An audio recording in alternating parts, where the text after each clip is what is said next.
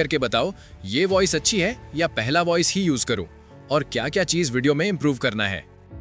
कहानी शुरू होती है हमारे हीरो हायरे से, जो अपनी गर्मी की छुट्टियां मनाने के लिए तोरिशिरो जिमा नाम के एक आइलैंड पर पहुंचा है।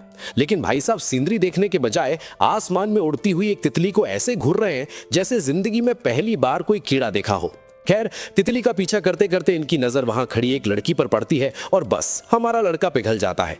उस लड़की को ऐसे देखने लगता है जैसे दुनिया का सारा सुकून उसी के चेहरे पे लिखा हो। पर शुक्र है कि वो वहां से आगे बढ़ गया। थोड़ा आगे चलकर जब वो रास्ते पर भटक रहा था तो उसे एक बुजुर्ग महिला मिली और बातों बातों में हायरे ने अपना दुखड़ा सुना दिया कि उसे अक्सर ऐसा लगता है कि वो इस जगह पहले भी आ चुका है, भले ही वो पहली बार आया हो। इस पर वो दादी अम्मा ने बड़ा इंटेलेक्चुअल बनने की कोशिश की और बोली कि इस फीलिंग को डेजावू कहते हैं। लेकिन उन्होंने उस शब्द का इतना बुरा प्रोनाउंसिएशन किया कि हायरे की हंसी निकल गई। मतलब अंग्रेजी बोलनी नहीं आती तो क्यों ट्राई करते हो दादी जी। हायरे ने उन्हें सही शब्द बताया तो दादी हंसते हुए वहां से खिसक ली। शायद समझ गई थी कि आज इज्जत का फालूदा हो गया। बेचारा हायरे चलता चलता इतना थक गया कि जब वो अपनी मंजिल यानी उस घर पर पहुंचा जहां उसे रुकना था तो उसकी हालत खराब थी। वहां उसे मिली क्योको, जिन्होंने बड़े प्यार से अपना परिचय दिया और बताया कि हायरे के दादाजी ने उनके बारे में बताया था। क्योको ने उसे उसका कमरा दिखाया जो शायद किसी स्टोर रूम से थोड़ा ही बड़ा था, पर हायरे के पास कोई और ऑप्शन था नहीं तो उसने शराफत से थैंक यू बोल दिया। क्योको ने यह भी बताया कि वो अकेली रहती हैं और अक्सर बोर हो जाती हैं, इसलिए उन्हें कोई ऐसा चाहिए था जो बिल्कुल खाली बैठा हो, और हायरे से बड़ा वेला इंसान उन्हें भला और कौन मिलता। हायरे ने भी मान लिया कि पिछले साल तक वो बिजी था पर अब वो बिल्कुल निठल्ला है, इसलिए मुंह उठा के यहाँ आ गया। अचानक सीन बदलता है और लगता है हायरे समुद्र में डूब रहा है, पर असलियत में वो बस सपने देख रहा था। और जब उसकी आंख खुली तो देखा कि क्योको मजे से टीवी देख रही है और हमारा हीरो वहां सोफा तोड़ रहा था। उठते ही हायरे के पेट ने ऐसी आवाज निकाली जैसे अंदर कोई जंग चल रही हो, पर किस्मत देखिए घर में खाने को कुछ नहीं था। क्योको ने बड़ी सफाई से उसे एक रेस्टोरेंट का पता बता दिया कि बेटा जाओ और खुद पैसे खर्च करके आओ। जब हायरे उस रेस्टोरेंट में पहुंचा और बड़े शौक से अपना ऑर्डर दिया तो वहां के मालिक ने उसके साथ अलग ही खेल कर दिया। ऑर्डर कुछ और था और खाने को मिला कुछ और। जब हायरे ने शिकायत की तो दुकानदार ने सीधा बोल दिया, भाई खाना है तो खाओ वरना रास्ता नापो, यही मिलेगा। बेचारा हायरे भूख के मारे वो भी खा गया जो उसे पसंद नहीं था। खाना खा के जब वो वापस आ रहा था तो रास्ता भटकना तो इसकी आदत है ही। एक लाइट हाउस की तरफ खिसता चला गया और वहां से उसे पानी की आवाज आई। जब उसने जाकर देखा तो वही लड़की जो उसे सुबह दिखी थी एक स्विमिंग पूल के अंदर सांस रोककर बैठी थी। पता नहीं कौन सी तपस्या कर रही थी रात के अंधेरे में। जैसे ही वो पानी से बाहर आई दोनों ने एक दूसरे को ऐसे घूरा जैसे कोई कंपटीशन चल रहा हो। लड़की ने अपना नाम शिरोहा बताया और जब हाय ने अपना नाम बताया तो इस लड़की से वो भी ढंग से बोला नहीं गया। मतलब इस गांव में लोगों को नाम लेने में क्या दिक्कत है भाई। बात यहाँ खत्म नहीं हुई। हाय ने सोचा थोड़ा बड़ा बनकर ज्ञान दे देता हूँ, तो उसने शिरोहा को कहा कि रात में अकेले स्विमिंग करना खतरनाक है। बस फिर क्या था, शिरोहा भड़क गई और उस पर चिल्ला दिया। हाय इतना डरपोक निकला कि वहां से दुम दबा के भाग गया। भागने के बाद शिरोहा शर्म से लाल हो रही थी।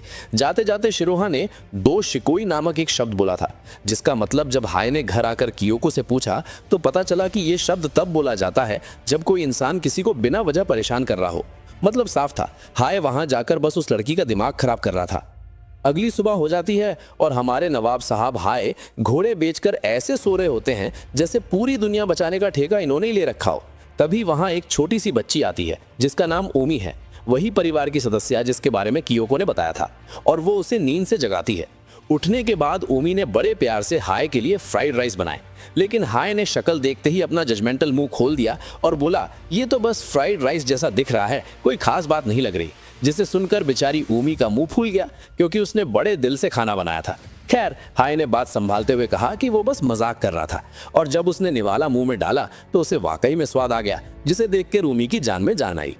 पेट भरने के बाद इन दोनों महारथियों ने पत्थर कागज कैंची यानी कि रॉक पेपर सिजर्स खेलने का सोचा, जहां हायर ने शर्म को ताक पे रखकर उस छोटी बच्ची को पहली बार में ही हरा दिया। जब भूमि ने दोबारा खेलने की जिद की तो हायर ने अकड़ दिखाते हुए कहा कि मैं विनर्स हूं और मैं हारने वालों के साथ दोबारा नहीं खेलता। मतलब बच्ची को रुलाने का पूरा प्लान था इसका।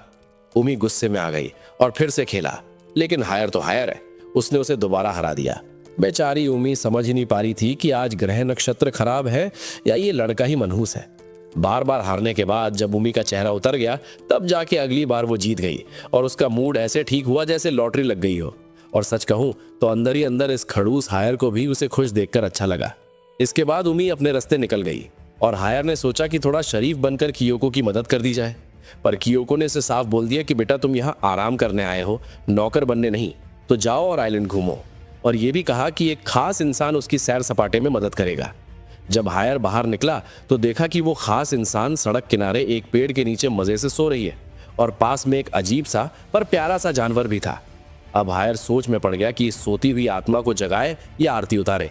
तभी वो लड़की नींद में लुढ़कने ही वाली थी कि हायर ने हीरो बनने के चक्कर में उसे पकड़ तो लिया, लेकिन गलती से उसका हाथ ऐसी जगह लग गया जहां नहीं लगना चाहिए था। लड़की की आंख खुली और अपने इतने करीब एक अजनबी को देखकर वो घबरा गई और बिना कुछ सोचे समझे हायर की वो धुलाई की कि उसे हवा में उड़ा दिया।